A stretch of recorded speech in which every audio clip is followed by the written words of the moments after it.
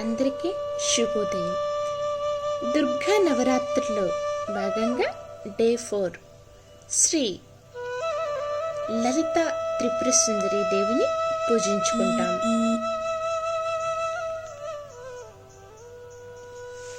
మరి ఆ అమ్మవారి గురించి కొంచెం తెలుసుకోవటానికి ప్రయత్నిద్దాం.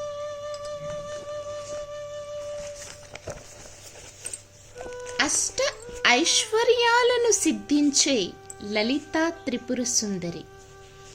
త్రిపుర సుందరి లేదా మహాత్రిపుర సుందరి షోడశి, లలిత మరియు రాజరాజేశ్వరి రూపాలలో ఒక మహావిద్యలలో ఒక స్వరూపం. సాక్షాత్ ఆది పరాశక్తి, ముల్లోకాలకి సుందరి కావున త్రిపుర సుందరి అంటారు. 16 ఏళ్ల వయస్సు గల 16 వివిధ కోరికలు కలది కావున షోడశి అని పిలుస్తారు. త్రిపుర అనగా ముల్లోకములు, సుందరి అనగా అందమైనది కావున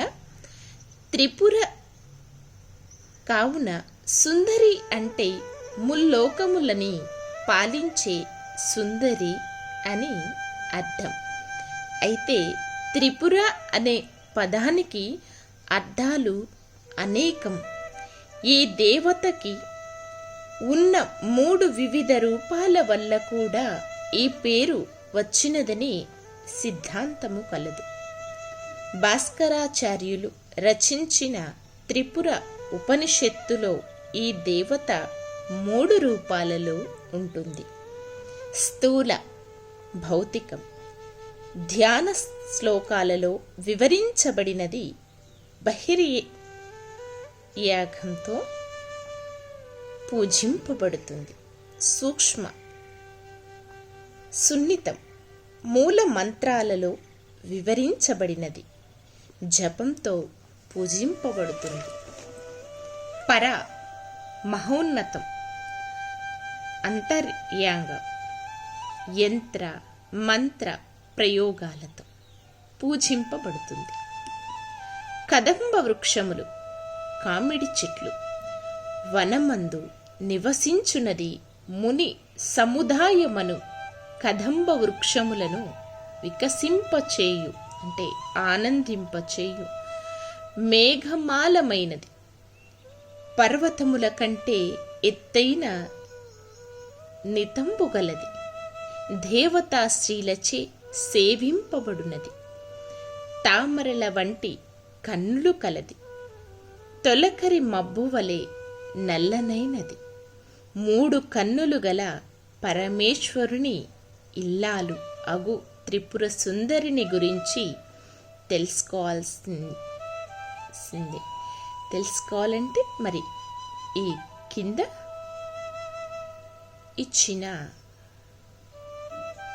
వాక్యములను చదవవలసిందే లేదా వినవలసిందే. సకల ఐశ్వర్య ప్రదాయిని లలితా త్రిపుర సుందరి. పురాత్రయంలో 2వ శక్తి లలిత అమ్మవారు. దేవి ఉపాసకులకు ఆమె ముఖ్య దేవత. త్రిగుణాతీతమైన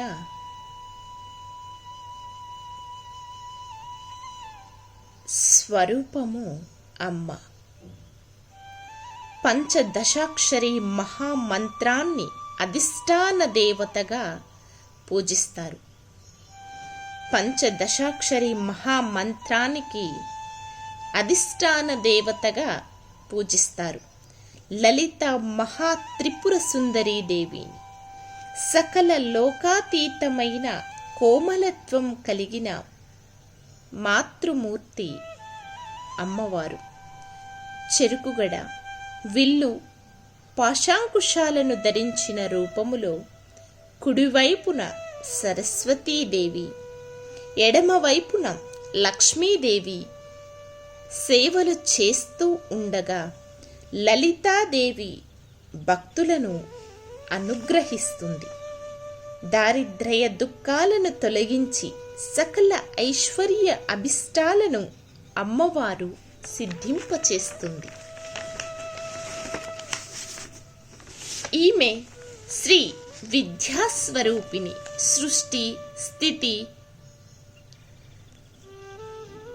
సమవార స్వరూపిణి. కుంకుమతో నిత్య పూజ చేసే సువాసినీలకు ఈ తల్లి మాంగళ్య సౌభాగ్యాన్ని ప్రసాదిస్తుంది. శ్రీచక్ర ఆరాధన, కుంకుమార్చన, లలిత అష్టోత్తరముతో అమ్మని పూజించటము ద్వారా అమ్మ ప్రీతి చెందుతుంది. మాంగళ్య బలాన్ని కోరుతూ సువాసినీలకి పూజ చెయ్యాలి. శ్రీచక్రంలో బిందువు ఒకటిగానే కనిపించినను శాంతమయి అయిన ఆ దేవి 3 వివిధ శక్తుల సమాహారం. ఇచ్ఛాశక్తి, వామాదేవి బ్రహ్మ యొక్క దేవేరి, జ్ఞానశక్తి జ్యేష్ఠాదేవి విష్ణువు యొక్క దేవేరి, క్రియాశక్తి రౌద్రి శివుడి యొక్క దేవేరి. ఇవన్నీ సాక్షాత్ అంబికాదేవి యొక్క రూపాంతరాలే. లలిత అనగా ఆటలు ఆడునది అని అర్థం. సృష్టి స్థితి మరియు లయలు దేవి యొక్క ఆటలు. మోక్షదాయకులైన 7 క్షేత్రములలో కంచి క్షేత్రం ఒకటి. ఒకసారి వేదాంగ పారంగతుడు అయిన అగస్త్య మహర్షి కంచి క్షేత్రానికి వచ్చి కామాక్షిదేవిని పూజించాడు. అనేక సంవత్సరములు తపస్సు చేశాడు. అప్పుడు శ్రీ మహావిష్ణువు అతడికి హయగ్రీవ రూపములో ప్రత్యక్షమై ఏమి కోరిక అని అడుగగా మహర్షి ఆమెకు నమస్కరించి, పామరులైన ఈ మానవులు అందరికీ మోక్షాన్ని పొందటానికి సులభమైన మార్గము ఏదైనా ఉంటే దానిని తెలియజేయవలసిందిగా లోక కళ్యాణార్థం విష్ణుమూర్తిని ప్రార్థన చేశాడు. దానికి హయగ్రీవుడు మానవులకు భుక్తిని, ముక్తిని, దేవతలకు శక్తిని అనుగ్రహించే తల్లి లలిత పరాశక్తి మాత్రమే అని చెప్పి ఆ లలితా చరిత్రను అగస్త్యుడికి వివరముగా తెలియచేశాడు. అమ్మవారు భాండాసురుడు అనే లోక పీడికుడను పరమ కిరాతకుడను వధించే ఘట్టంలో దేవతలు అందరూ అమ్మని ప్రార్థన చెయ్యగా వారు చేసిన యాగం నుండి చిదాగ్ని సంభూతిగా అమ్మ ఆవిర్భవించింది. భండాసురుడిని వధించటం కోసమే సమస్త లోకాలను, దేవజాతులను, ప్రకృతిని, ప్రాణకోటిని, వస్తుజాలాన్ని మరల సృష్టించటం, సంరక్షించుకోవటం కోసమే అమ్మ ఆవిర్భవించింది. ఈ విధముగా ఉద్భవించిన లలితాదేవి శరీరము ఉదయిస్తున్న 1000 సూర్యుల కాంతి వలె ప్రకాశించింది. అమ్మవారు సృష్టిలోని సౌందర్యమంతటికి అవధి. అమ్మకి మించిన సౌందర్యము లేదు.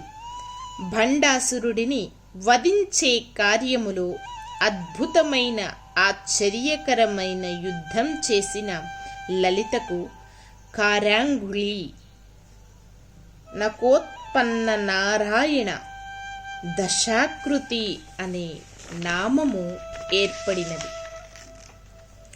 అమ్మవారి నామాలను నిత్యం స్మరించుకునే వారి ఇంట సమస్తమైన శుభాలు జరుగుతాయి.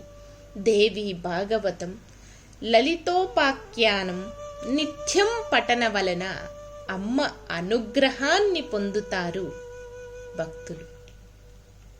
శ్రీమాత్రే నమః.